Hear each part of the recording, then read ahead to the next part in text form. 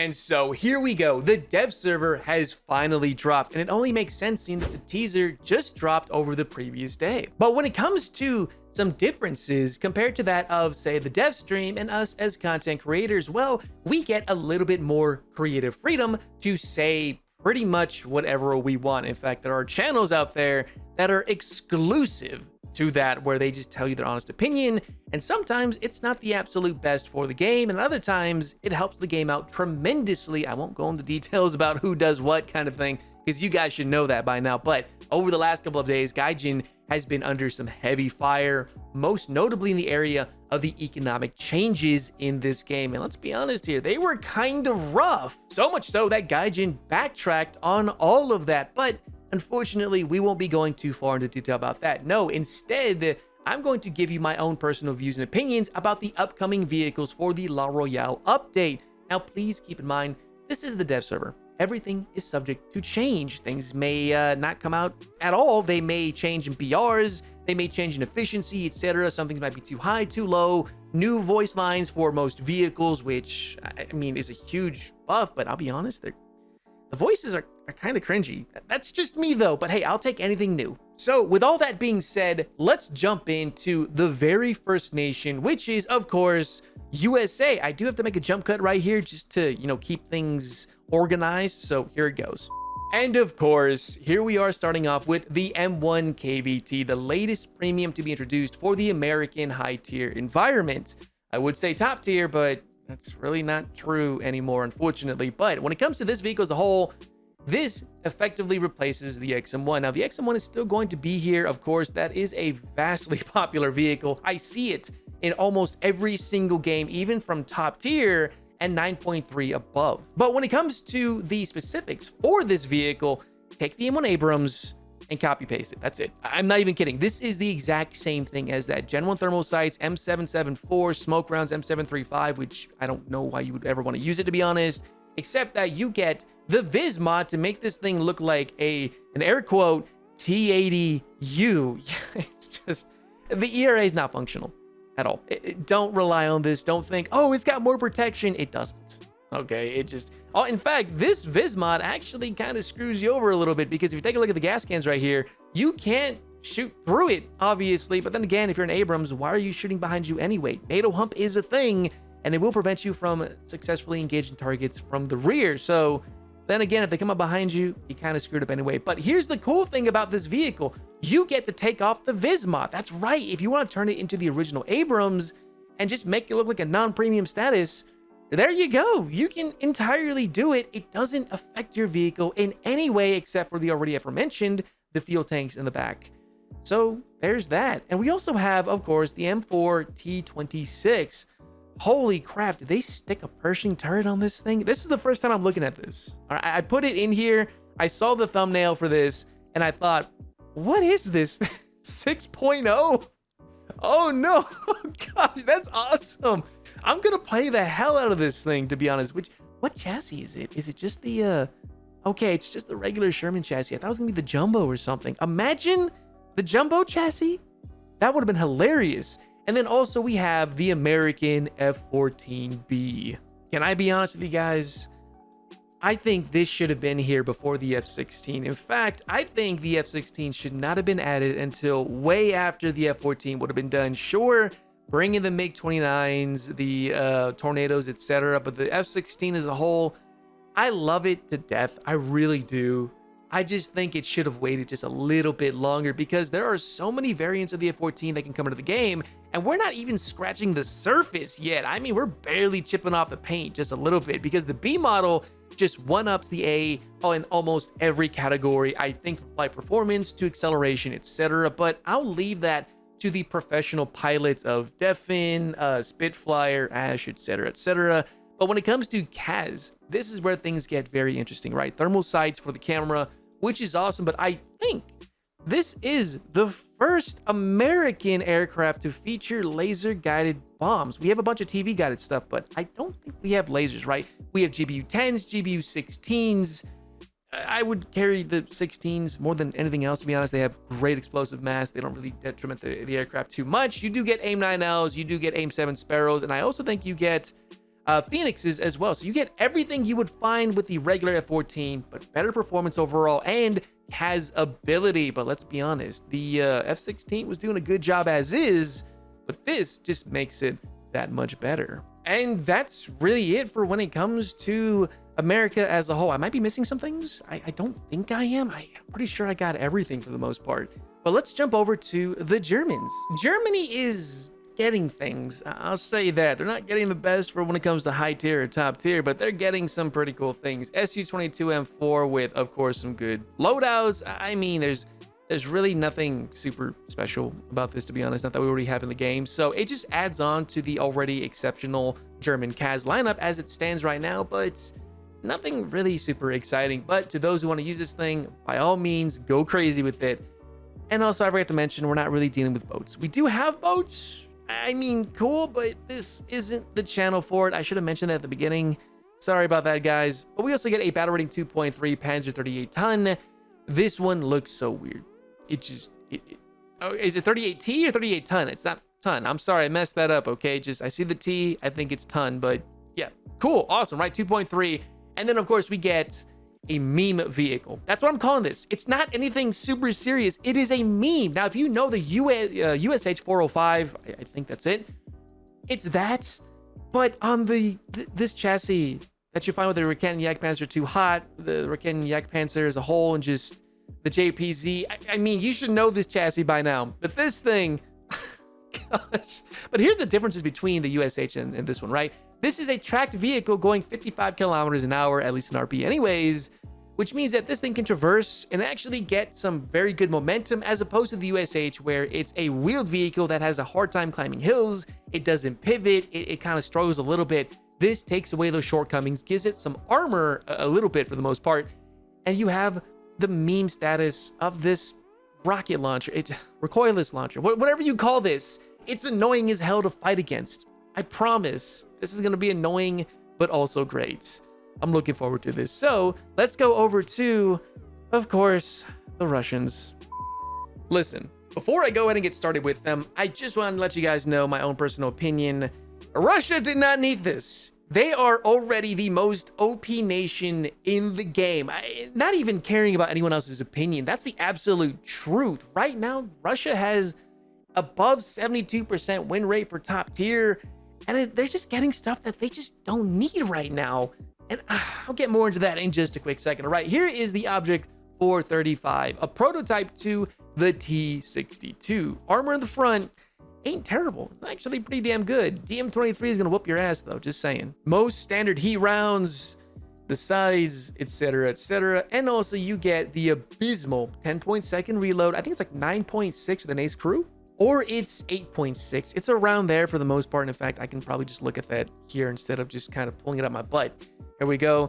9.2, close enough. Yikes, right? You do get, of course, 3BM4, 3BM3.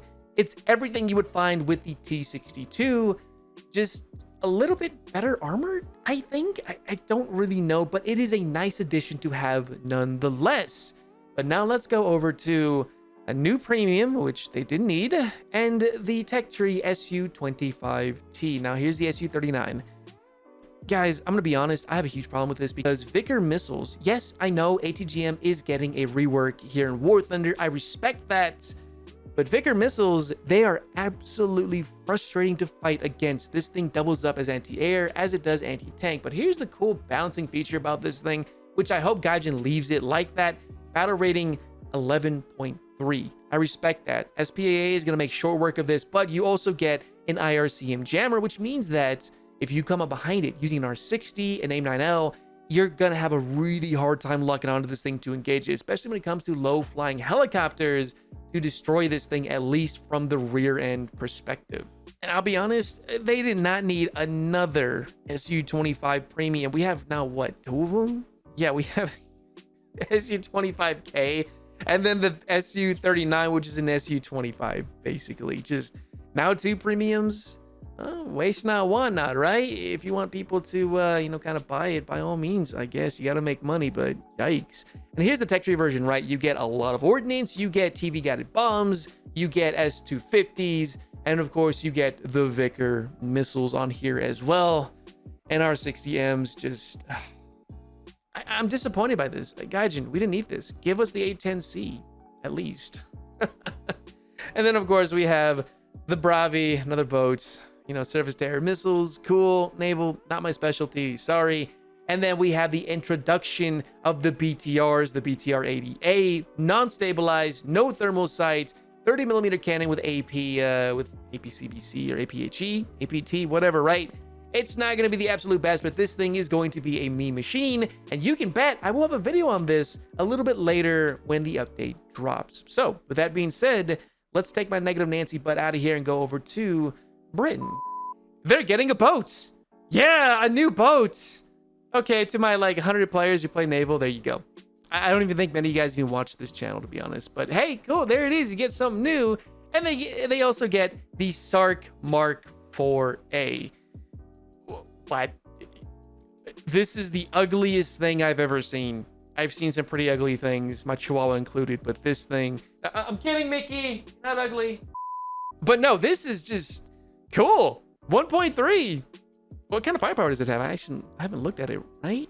Not bad. It gets APHE. It gets solid rounds. Not bad penetration for this BR. That's actually pretty good. All right. And also, Britain is getting access to a T90. That's right. It's an Indian T90, at least to my knowledge. It's an export version of the T90 as it stands. And I'm looking forward to it. I'm really curious. It is a squadron vehicle. I don't know if it's coming this major update, but I'm pretty certain it is. But Britain getting a T90? That's going to be really awesome. If they do end up getting it, that is. But anyways, let's jump over to the Japanese. So Japan is getting another Type 87 RCV, but this time a prototype version by the looks of it at 5.7. Now, of course, you don't get APFSDS, you get DM43, which is nothing more but HVAP, which means that this thing is going to not really bully too much, but it is going to be very interesting to see how this performs at battle rating 5.7, and also a new battleship. Cool, more boats. Yay, I guess. Sorry, I'm not the channel for it, guys. Let's go over to the Chinese, which they do get some interesting things as well.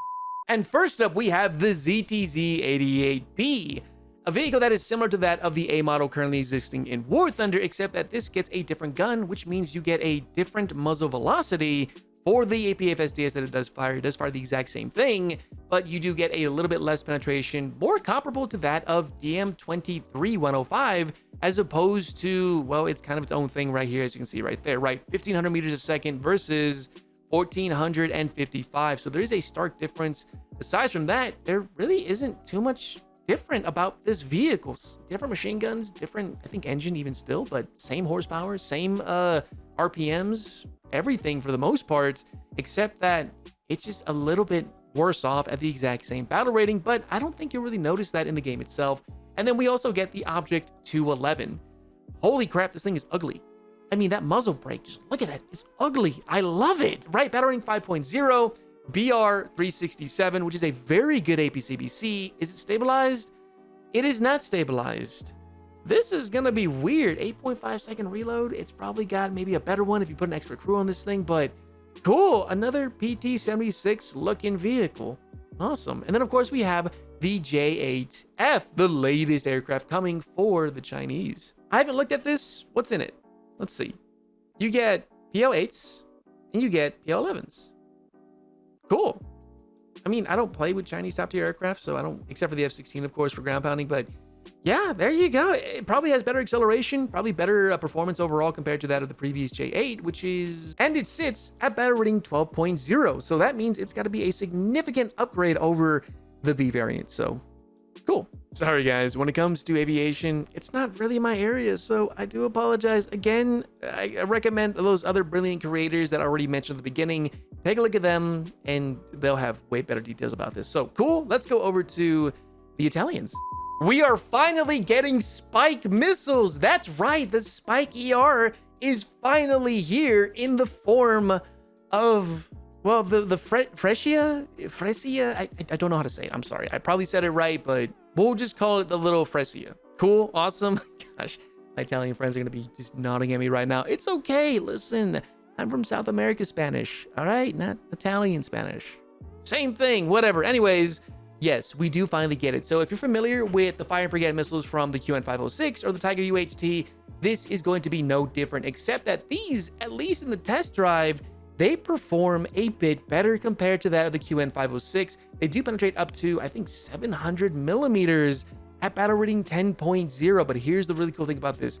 You get a way more versatile platform than that of the QN506. You get better mobility, you get better firepower, you get a stabilized gun platform, of course, which, you know, is really awesome. And you do get APFSDS or the PMB 090. That's so hard to say, right? This you should know by the Dordo and other vehicles already in the game. So this is going to be incredibly exciting because that means we get a whole new system in the game, finally, for NATO. I'm definitely going to take this out at the very start. Okay, just saying, probably the first week, you'll see this. I promise. I'm excited. And you get how many missiles too? You get, what, 6 of them? You get 8. You get 2 ready and 6 in the hole. Oh man, this is going to be great. I'm excited. Okay, and then we also have the Tornado ADV. It's nothing new. Just, you know, AIM-9Ls, 4 of them. Cool, awesome. Just, I don't like tornadoes. I'm sorry, not even for ground pounding, because these things are nothing more but pantsier food. Unless you're playing with Russia, you're going to get your butt kicked in this thing almost every single time, including in dogfights. Unless you have the drop on them, in which case, doesn't happen too much for me. So let's go over to the French. Oh, that's big. Listen, no, that's what she said jokes.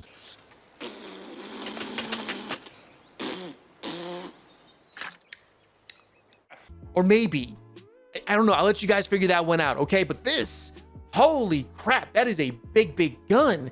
Now, don't get me wrong, Artillery and War Thunder isn't the absolute best. They're meme vehicles. And guess what? This is a meme vehicle. 7.5 seconds of reload on this thing, right? You get proxy? You do. That's awesome.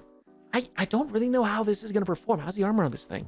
20 millimeter. Yeah, don't get shot at, but oh my God, I feel like that barrel weighs more than the hull itself. Oh, this is gonna be fun. What's the vertical targeting on this thing? Plus 66. Oh boy, this is gonna be fun. I'm looking forward to seeing all the memesters use this thing. Centurion, you know, whoever else does it too. I'm looking forward to this. Yeah, but there you go, ladies and gentlemen. The French are finally getting their artillery piece, and then we're also getting a brand new Mirage. That's right, a new one here. But this one, for some reason, is situated underneath the regular jet fighter aircraft as opposed to the strike aircraft found here with the 2000 DR1. But it gets a little bit more capability than that of the 2000 DR1 with the way of more bombs, right? You get more TV guided bombs, you get laser guided bombs, a lot more than you would find with this, and no AS-30Ls, unfortunately. So I don't really know how I'm going to go about this. I think I might still use the 2000 DR1 as my go-to CAS aircraft, but this, it's definitely going to be added to my hangar for sure, because I'm very curious to see how this is going to come out. Maybe a wombo combo video? Let me know in the comment section below. And also, we do get a new Lancaster. That's right, the French now get one. Does it get the big bomb? Hold on, let me figure that out. Does it? It does not. Only 1,000 pounders and a bunch of 500s. Well, at least it's better than nothing, right? But let's go over to the Swedish. Now go away or I shall taunt you a second time. This should have been here at the very beginning, in my opinion. The CV9030 Finnish variant. Now, what's the difference between this one and the existing CV90s?